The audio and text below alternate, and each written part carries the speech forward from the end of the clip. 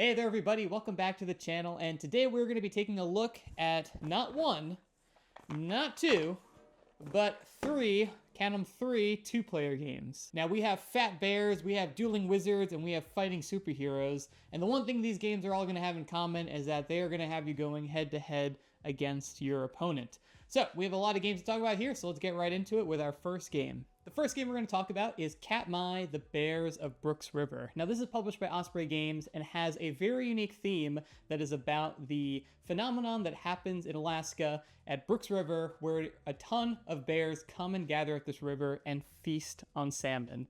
It is the perfect storm of hungry bears and salmon that are spawning up this river that leads to this really just fascinating wildlife event. If you have ever heard of something called Fat Bear Week, Brooks River is where that takes place. It has become a bit of an online meme event that also helps to kind of raise awareness and funds for the Katmai Conservancy, which is also kind of mentioned in this game. And I think I just want to get that up there front, that the theming, the actual kind of intention behind this game feels truly sincere. And as someone who just enjoys wildlife in general, it is cool to see a game that is kind of taking it seriously. And like any good war game, it has a lot of great information in that rule book about the real life events, about the bears that you're laying out here, and it just has a lot of good information. So I do love that they are doing something very different with the theme in this. Gameplay-wise, this game is going to be a lane battler through and through. So in Katmai, you are going to be laying out these river tiles, and each segment of this river, you are going to be fighting over it with your bears. Now in this game, each player is going to have a deck of 12 bear cards, and they're going to be pretty identical, the two decks. You're going to remove 2 of them at the start of a round, and you're going to play through your 10 bears in your deck. Now the way that's going to work is that players are going to take turns going back and forth, playing 1 card face down to each of these segments and then revealing them simultaneously. Every bear is going to have a dominance value, and after all 10 of those cards are played out, you're going to determine who won each segment of that river. And you're going to place your bear meeple, or beeple if you will, into one of those quadrants on each of those river tiles. Your ultimate goal in this game is to fulfill these different little scoring conditions that are dealt out at the start of the game. And so each one is going to have a little bit of a different pattern here. You can see this one here. We're going to try to put 2 in a diagonal corner.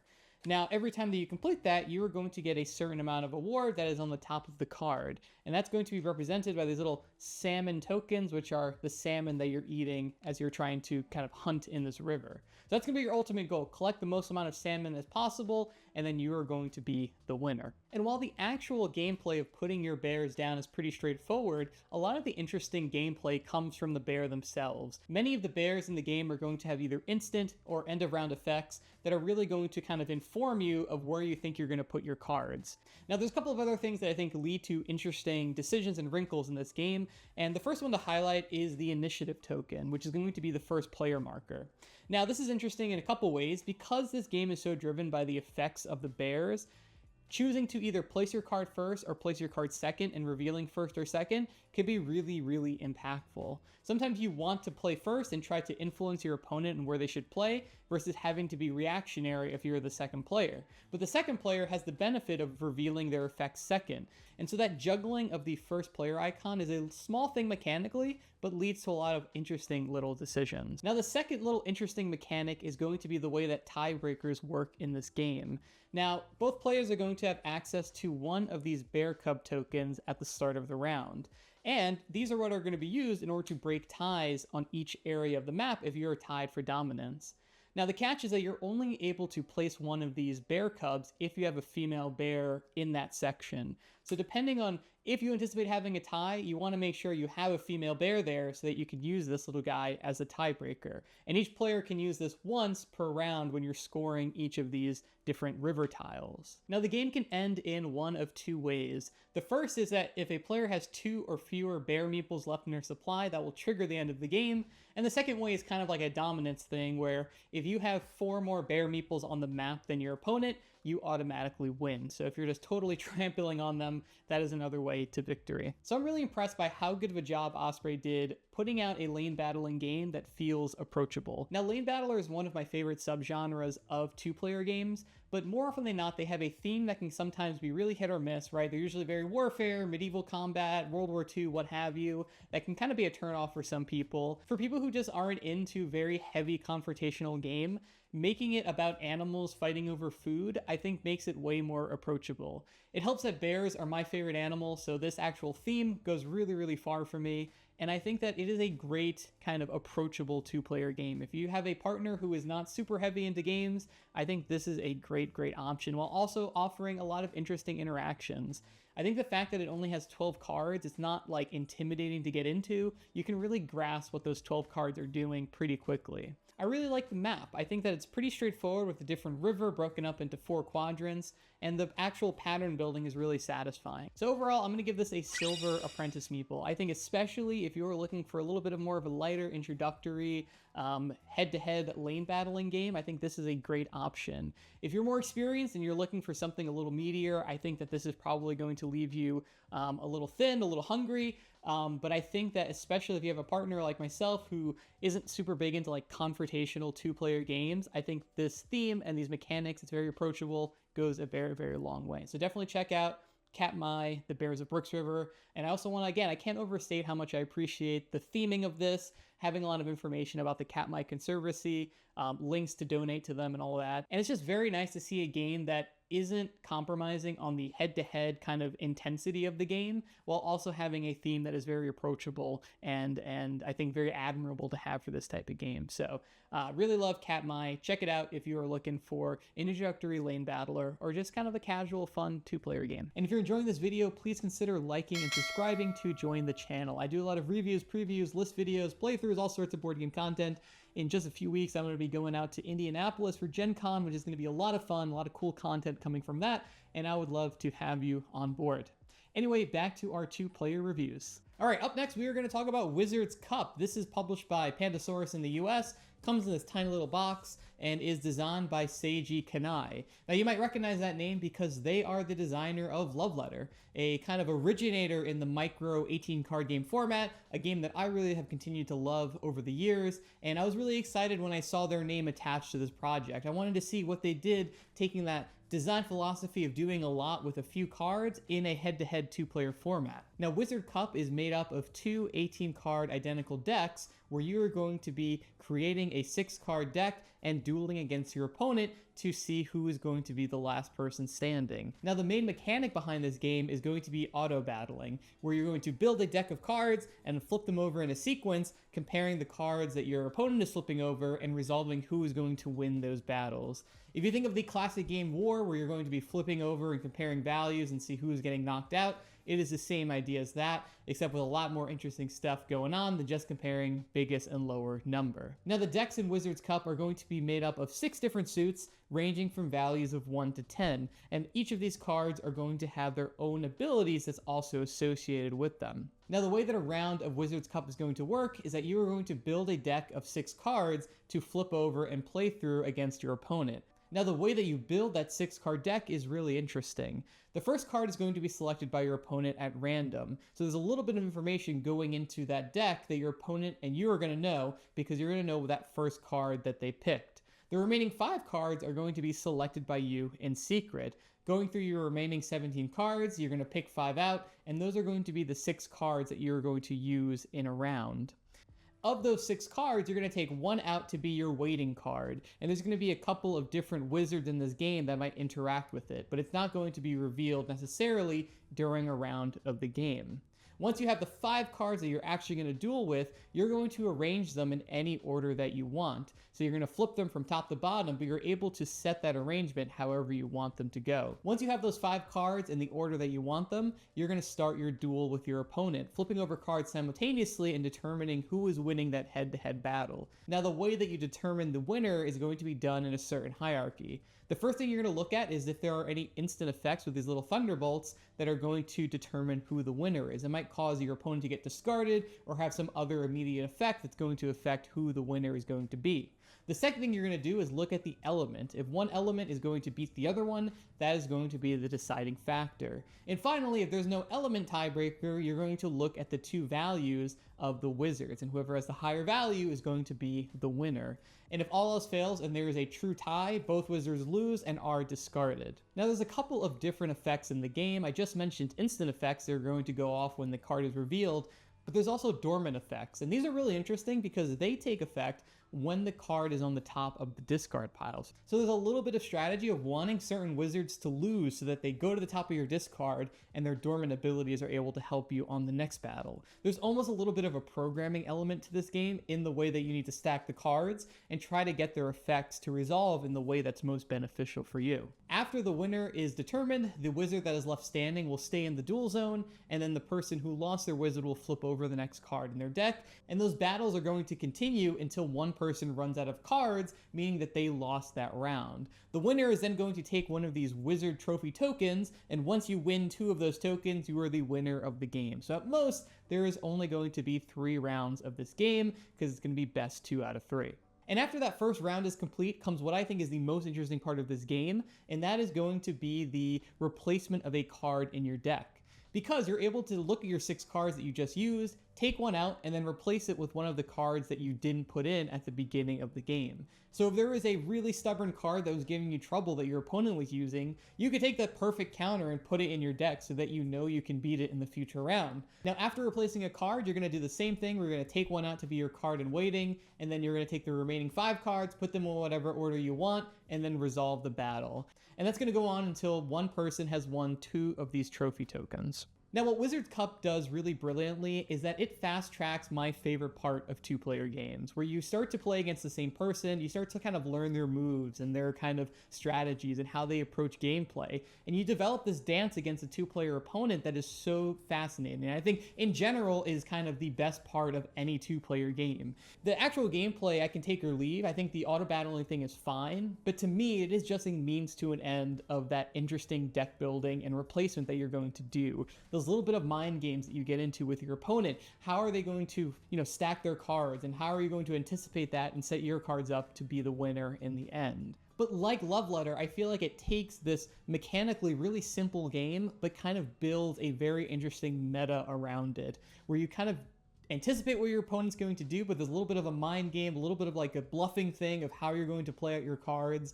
And so overall, I'm going to give this a Silver Apprentice Meeple. I think Wizards Cup does a phenomenal job at getting to the heart of what is fun to me about 2-player games. That little bit of a dance that you develop with your opponent, learning their strategies, reacting to it, and that kind of back and forth. The interaction you get from 2-player games is part of why I love them so much, and this is a game where you are always reacting after that first round to how your opponent is playing and how you want to try to outplay them. And I think it just leads to just such an immediate sense of tension and fun. The abilities are really fun and varied. It feels like there's a lot of different ways that you can approach the way that you build those 5 cards. And because you only play through such a few amount of them in a game, it makes you want to keep going back and kind of experimenting with different mixing and matching of these different sets.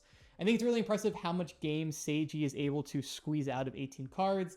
Technically 36 in this game because there's 2 decks of 18 cards, but it just feels like such a masterclass of getting a lot out of a small amount of cards. So if you're a fan of 2-player head-to-head games, definitely check out Wizards Cup. I really enjoyed it. Now lastly, we're going to take a look at the Massive-verse fighting card game from Soulless Game Studios. Now, this might come as a bit of a surprise, but I'm sort of a nerd, in case running a board game YouTube channel didn't give that away, but I also enjoy comics and graphic novels. I'll go in like binges, go and like read entire series sometimes, but rarely do I read them regularly. But one that I have been reading monthly for quite a while are the comics in the Massive-verse, which is this interconnected series of comics that is a really good, interesting, kind of modern take on superheroes. Highly suggested if you're into the genre.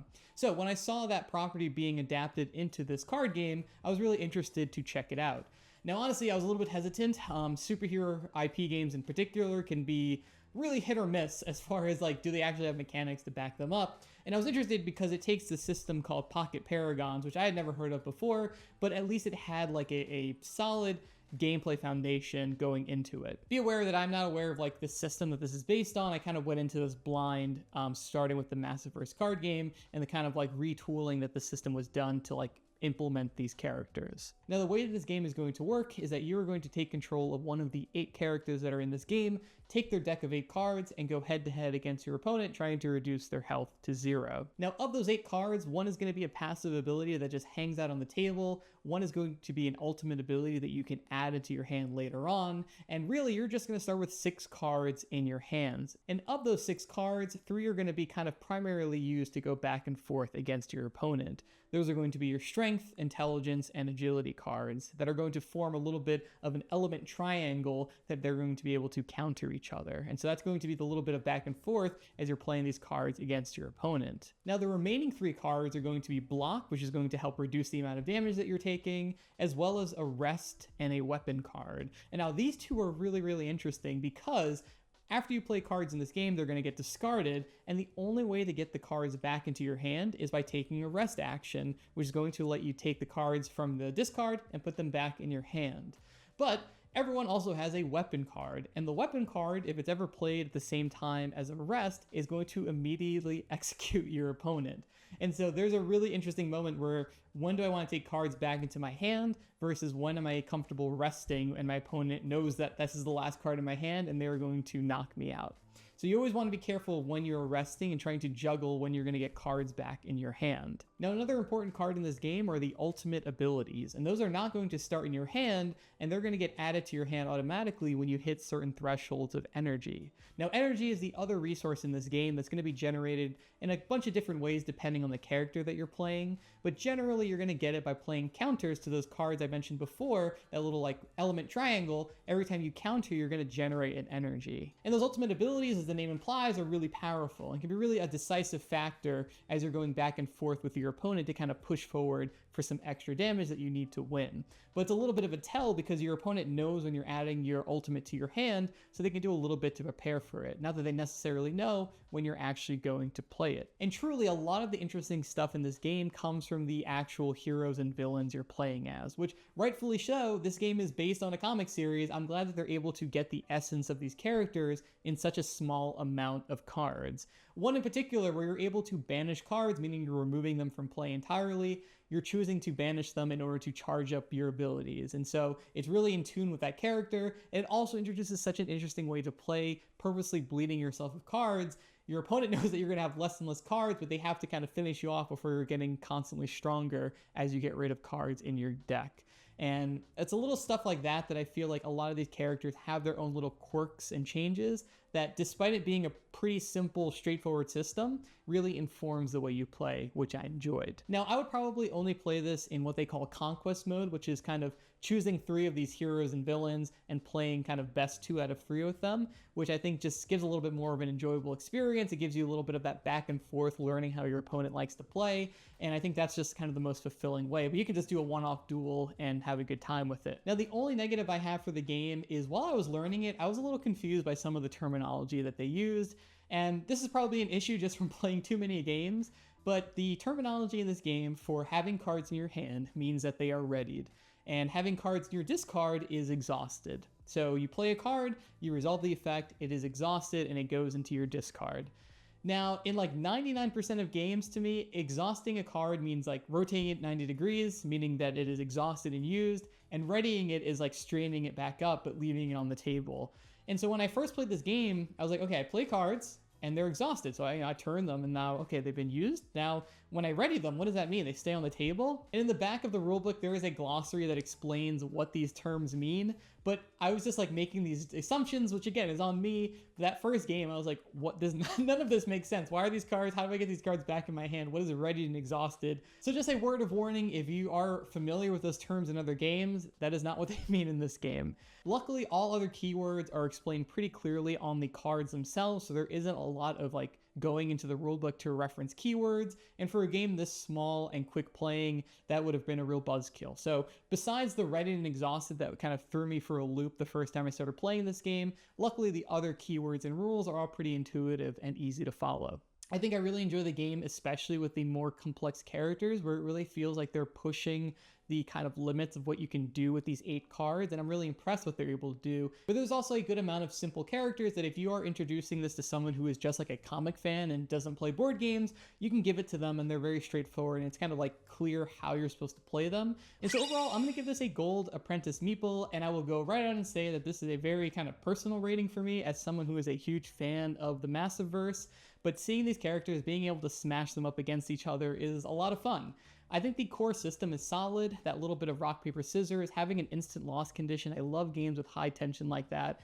So maybe I would bump it down to like a silver. If you're not a fan of this theme, And just looking at the system itself, I think that's still a good recommendation. But if you're a fan of the Massiveverse characters like I am, it is so exciting to see them in a game. I don't think we actually even have any other options for Massiveverse like based board games, so having it in the system that works really well to adapt it is really exciting. But if you're just a fan of two-player head-to-head games, I think that the system itself is really solid. But maybe check out the regular Pocket Paragons. Maybe there's more like expansions and characters. I hope that this continues to get expanded. There's so many cool characters in this world, and I'm curious to see how many more decks they can come up with. So, strong recommendation, especially if you're a fan of the Massiveverse, but an overall really fun head-to-head two-player game, even if you aren't super big into it. And so like a fat bear on the banks of the Brooks River, we are eating real good with two-player games right now. If you like superheroes, nature, or wizards, these are all really solid options, and I'm glad I was able to take a look at all three of them, and hopefully you guys enjoyed hearing about them. If you have any questions about these games, let me know down below and I'll be happy to answer. And let me know what you think of this style of video, kind of condensing 3 games of like similar style into one big review video. I kind of enjoyed having like a solid theme or through line talking about 3 games, kind of helps organize my thoughts. So let me know what you think down below. Anyway, thank you guys again for watching, and I'll see you on the next video. Bye.